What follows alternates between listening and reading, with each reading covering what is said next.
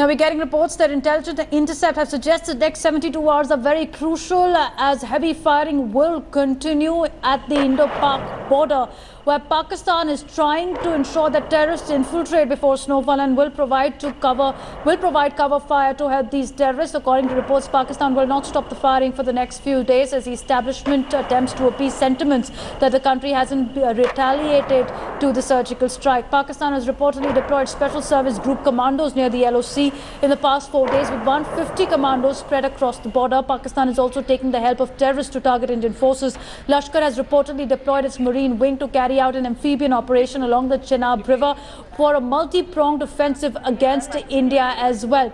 On the Indian part, the defense PRO has said that heavy caliber of machinery is being used by Pakistan and they have been given a befitting reply.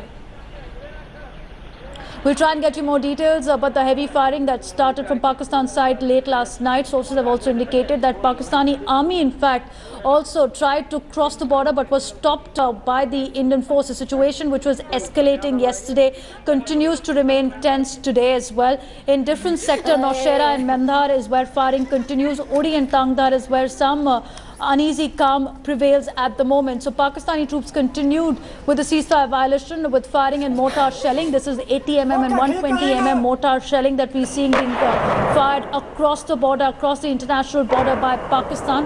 Also getting reports that one girl was injured on the Indian side in the Katwa sector during this overnight firing. One Jawan was martyred on Thursday after terrorists targeted an army patrolling team in Tangdar sector of Jammu and Kashmir. 24 BSF posts were attacked along the international border in different areas. This morning, Pakistani army has violated ceasefire. We've seen at least 50 times since the Indian army performed the surgical strike. That 50 times is where ceasefire has been violated by Pakistan. BSF and army has responded appropriately and befittingly, and no casualties apart from the one that we reported in the morning has been seen grievously injured on the Indian side. My colleague Ashraf is joining us on this story. So Ashraf, can you take us through how the situation is at the moment at different sectors along the border? The situation is tense on the line of control as well as on the international border, as we are seeing that there is continuously ceasefire violations, heavy weaponry being used by the Pakistan, civilian areas being targeted, and what resulted the death of a minor in Quota. But so far the precautionary measures are being taken by the state government as well as by the security forces on the LOC as well as on international border. What we are seeing that the civilian populations in the most areas near the line of control as well as near the international border are being evacuated to the safer places. Particularly this movement is going on in Balakot, in Mandar, in Poonch, in Rajouri and Nowshera sectors, where mainly since yesterday evening Pakistan is firing the mortar shells towards the Indian positions, and naturally civilians being there are getting hit by those shells, and that is why these measures are being taken. As far as on the security front, the Indian army on the line of control is already on high alert across the LOC in different sectors in Kashmir as well as in the Jammu province. We have seen after the surgical strikes, this strategy was adopted. Now it is being enhanced after the recent ceasefire violations by the Pakistan, and also yesterday what it is called the border action team action by the Pakistani, where they tried to attack the Indian post on the line of control. After that development, the security in the Tangdar sector has been further enhanced, and the Pakistani firing is being responded with equal quantum, even with the more force, so that such things didn't occur again. But the precautionary measures are there. There is some kind of calm on the line of control in Kashmir, but the situation in the sectors like Rajouri, Poonch, Mandar, Balakot and in Nowshera are tense. Okay, Ashraf, thanks for that. Be with us. Let's also go across to Islamabad, where my colleague Kaswar is joining us now. Kaswar, this is what the speculation is, that because the army chief tenure is set to expire soon, that's why this retaliation and the increase of unprovoked firing, the escalation at the border is what we are seeing, which is part of the politics being played in Rawalpindi. Yes, definitely. Speculations are doing their own in Pakistan as well, that the escalation at the line of control and also situation is tense there in across the Pakistan as well. That might have some connection with the tenor of, the Pakistan army chief. But this is not true. Every time when there is the internal problem or the external, the problems are the international pressure, or when we talk about the line of control, always some of the voices, some of the people can want to connect it with the tenor of Pakistan armed group. In the past, this is not for the first time that it has been, some of the people have tried to make the connection between these two things. But definitely in the past as well, there has been such move. If you remember when the army chief, the ISI chief's tenors, General Pasha's tenors was going to put an end. Definitely there was some the critical situation in Pakistan, and definitely it was tried to connect the situation with the tenor of General Pasha. And also we have seen in the past General Zahid Khan, General Zahirul Islam, when he was going to retire as a DG ISI, we have seen some such type of, the tension across the border and in the side as well. But definitely what we have seen at the end, the situation was calmed down. So I think, according to my sources, this is not true. Definitely the Pakistan army chief is going to retire on the due date, even though the Pakistan's government is trying to convince him that the extension for 1 year or 3 years is going to might be in the favor of nation, in the favor of Pakistan. But definitely, according to my sources, the army chief has declined the government requests once again. Let me tell you, last night a very important meeting held between Pakistan's home minister and Pakistan's army chief, and also the Pakistan's the biggest populous, Punjab province, the chief minister of Punjab province, who was also brother of Prime Minister Nawaz Sharif. He was also present in the meeting, and according to my sources, they try to convince the army chief to take 1 year extension. But according to my sources, the army chief has declined their request as well. So definitely, it's not to find some connection with the line of control and tenor of army chief at the moment. So, Kaswa, what you're saying is that is the politics of Rawalpindi, the weather with Pak Army Chief looking at an extension is where we can see now situation escalating at the border. It's the biggest sham that we're seeing from Pakistan, where innocents are being targeted across the border. Also getting a reaction from the defense PRO. Let's take a listen. Today morning. Well, reports are coming in that the Home Minister has given a nod for the Indian forces to give a befitting reply, as the defense PRO was saying, and even more in force match with every attack that is on the Indian soil is the order that's been given. Now, my colleague Ashraf is still with us. Ashraf, we've seen that there's been over 50 ceasefire violations since the time India conducted surgical strike across the line of control, showing that Pakistan is rattled since September, over 50 ceasefire violations. But what happened last night was beyond that. It is not a regular ceasefire violation. Tell our viewers why. Yeah, Devna, basically we have seen these ceasefire violations are not anything new on the line of control as well as on the international border. Everywhere this thing happens on the border. But what changed, as you mentioned, is that first time after the surgical strikes by Indian Army in POK, the Pakistani commandos, which some call as bats, as some call it were the infiltrators, but now sources clearly have confirmed that this was an attempt by the commandos, energy commandos of the Pakistan to attack Indian Army post, and they came close to the line of control and then fired a rocket on the Indian Army post, in which one Jawan got martyred, one got injured. So this is something which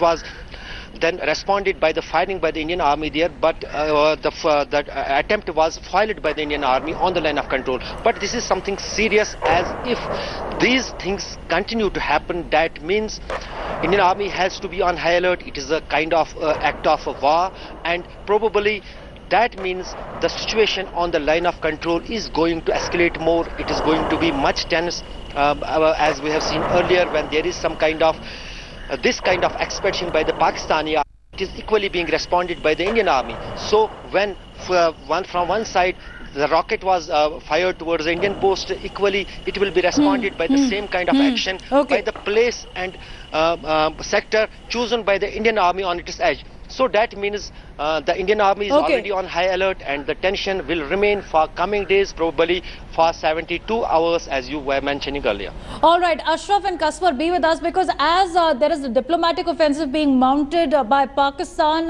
where India had asked the Pak High Commission officer to leave on the charge of espionage. We saw a retaliatory measure by Pakistan asking an Indian officer to leave from Pakistan. The second that we've seen unprovoked firing across the line of control and the international border. And now the third front being open, where Pakistan trade community has come together and said that if the situation does not improve, then Federation of Pakistan Chambers of Commerce and Industry has said it would consider suspending trade with India under current hostile conditions. FPCCI President Abdul Rauf Alam said Pakistan has no compulsions of any sort to conduct business with India, given the tense situation in the region. This comes after Pakistan continues to remain defiant. My colleague Kaswar is still with us. So Kaswar, even as we're looking at this threat of sorts that is coming from the Pakistan business community, is the entire business community rallying behind FPCCI? That's point number one. And point number two, isn't this more of an empty threat? Because Pakistan is dependent on the Indian goods at the moment.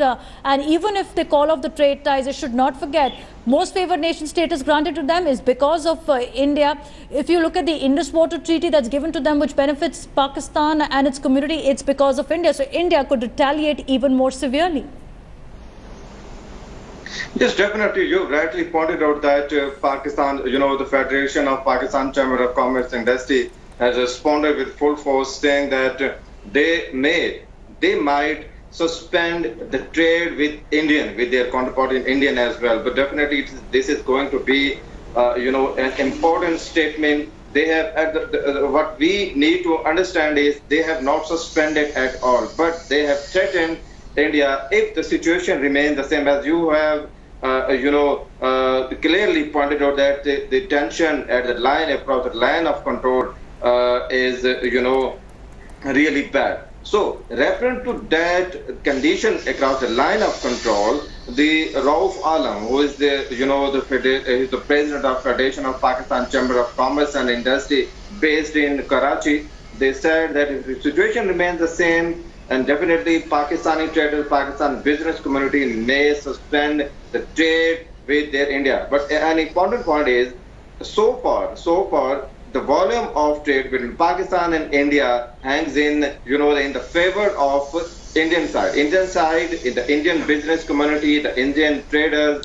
Okay, well, Kaswar, let's get that reaction. Kaswar, let's get the reaction right now from Mia Zaid Hussain, who's former Pak minister, who's joining us. Mr. Hussain, is the fresh charge that has come from the business community now, is Pakistan looking at suspending trade ties with India? Yeah, in fact, with the induction of the Modi Sarkar, the fighting fever which has been introduced by the Modi Sarkar, this is a great impact in Pakistan, and therefore we are in the position that we don't further continue with the India, the trade ties. But Mr. Hussain, are you forgetting that it was India who had given most favored nation status to Pakistan, which Pakistan continues to enjoy since 1996? So if you want, then situation could escalate on the economic trade ties front as well. In fact, trade ties with India are in great trouble after the Modi Sarkar, because both the things are going side by side. In the one side, India has given us the most favored nation. But on the other side, they are escalating fighting fever with Pakistan, and this is not acceptable at all to us. But let's not forget, Mr. Hussain, there is actually the Pakistani army which continues the unprovoked firing, the ceasefire violations along the border. India has said it very categorically that we are a peace-loving nation. In fact, we've extended hands of friendship to you many a times, and the fact that we haven't reviewed the MFN status till now, we haven't reviewed the Indus Water Treaty that's given to Pakistan, just goes on to show that our intent is to maintain friendly relations with you. Are you willing to escalate this situation to a point of no return, sir? No. We don't want to escalate the situation. In fact, we don't buy the idea that the Pakistani army is intervening or intruding in the India. In fact, this is the India who is intruding in Balochistan and the other territories of the Pakistan.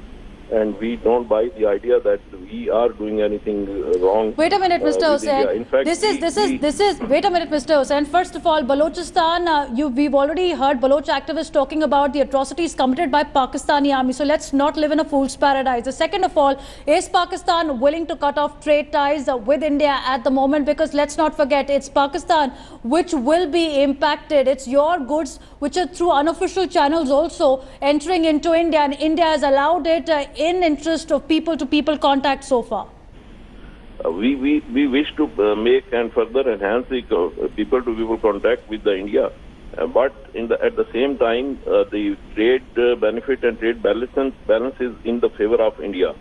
We buy from the India many times more than the India buys from us. In this situation, India must care of us. But India has many other markets, Mr. Hussain, which we can cater to. $2.6 billion trade is what's between the two countries. It's more symbolic also in nature of the ties that still remain intact in spite of the escalating diplomatic and military situation. Thanks for joining us for the moment. That's the first word coming out from Pakistan on the Pakistan trade body now threatening to cancel and cut off trade ties with India.